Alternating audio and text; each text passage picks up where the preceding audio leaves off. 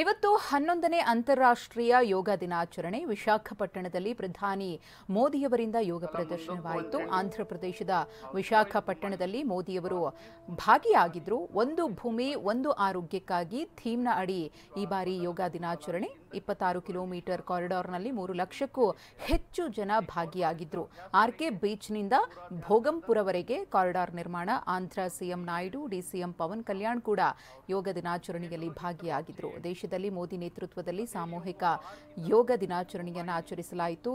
ಯೋಗ ದಿನಾಚರಣೆಯ ಸಂದರ್ಭದಲ್ಲಿ ಬೇರೆ ಬೇರೆ ರಾಜ್ಯಗಳ ನಾಯಕರು ಕೂಡ ಯೋಗ ದಿನಾಚರಣೆಯ ಸಂಭ್ರಮದಲ್ಲಿ ಭಾಗಿಯಾದರು.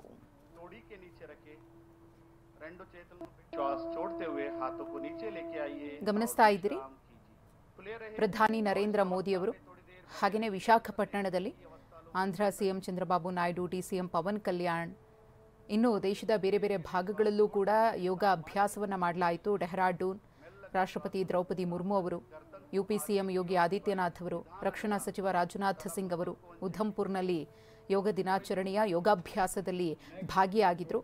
ಇನ್ನು ಶಿವರಾಜ್ ಸಿಂಗ್ ಚೌಹಾಣ್ ಅವರು, ಜೆಪಿ ನಡ್ಡಾ ಅವರು ದೆಹಲಿಯಲ್ಲಿ ನಡೆದಂತಹ ಯೋಗ ದಿನಾಚರಣೆಯ ಸಂಭ್ರಮದಲ್ಲಿ ಭಾಗಿಯಾಗಿದ್ದರು. ಜೈಶಂಕರ್ ಅವರು, ಪ್ರಹ್ಲಾದ್ ಜೋಶಿ ಅವರು, ವಿ ಸೋಮಣ್ಣನವರು, ಹಾಗೆಯೇ ಮತ್ತೊಂದು ಕಡೆ ಮೈಸೂರಿನ ಯೋಗ ದಿನಾಚರಣೆಯ ದೃಶ್ಯಗಳನ್ನು ಗಮನಿಸ್ತಾ ಇದ್ದೀರಿ. ಸಂಸದ ಯದುವೀರ್ ಒಡೆಯರ್ ಅವರು ಕೂಡ ಯೋಗಾಭ್ಯಾಸದಲ್ಲಿ ನಿರತರಾಗಿದ್ದರು.